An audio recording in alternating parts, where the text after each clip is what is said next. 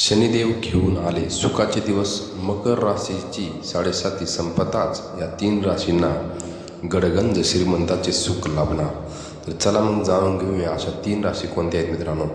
तुम्ही मित्रांनो व्हिडिओ तर पूर्ण बघता पण चॅनलला सबस्क्राईब करायला विसरून जाता. मित्रांनो प्लीज चॅनलला सबस्क्राईब करायला विसरू नका.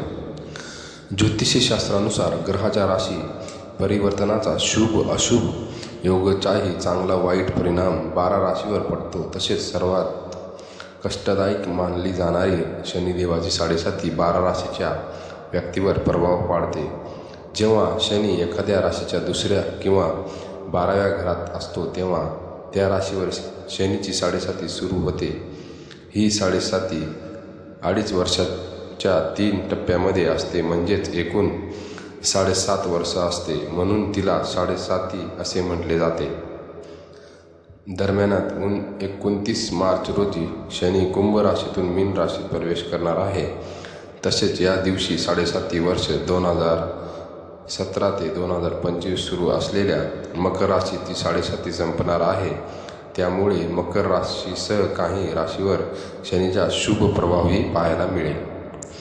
या राशीवर होणार शनीची कृपा. नंबर 1 ला रास आहे वृषभ. मकर राशीच्या 7.5 तिसरा टप्पा संपताच शनीचा वृषभ राशीवरही शुभ प्रभाव पाहायला मिळेल. या काळात तुमच्या आर्थिक आणि भौतिक सुखात वाढ होईल. तुमचे प्रेमसंबंध चांगले होतील. नात्यात गोडवा येईल. कामाच्या ठिकाणी दिले गेलेले लक्ष्य पूर्ण कराल. या काळात तुमचे वरिष्ठ तुमच्यावर खुश होतील. मुलांकडून आनंदी वार्ता कानी पडतील. जर मित्रांनो तुमची रास वृषभ असेल तर चॅनलला सबस्क्राईब करायला विसरू नका. नंबर 2 ला रास आहे मिथुन.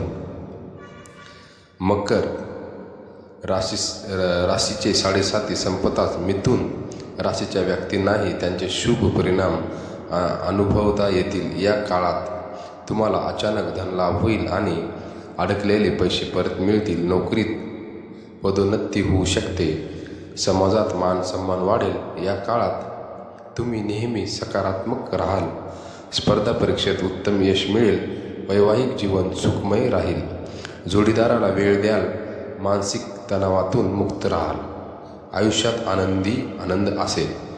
जर मित्रांनो तुमची रात मिथुन असेल तर चॅनलला सबस्क्राईब करायला विसरू नका. नंबर 3 रास आहे मकर. मकर राशीच्या व्यक्तीसाठी 7.5 काळ खूप कष्टदायक होता. त्यामुळे इथून पुढचा काळ तुमच्यासाठी खूप अनुकूल सिद्ध होईल. तुमच्या मनातील सकारात्मक इच्छा पूर्ण होतील. धार्मिक कार्यात मन रमेल. आयुष्यात खूप चांगले बदल पाहायला मिळतील.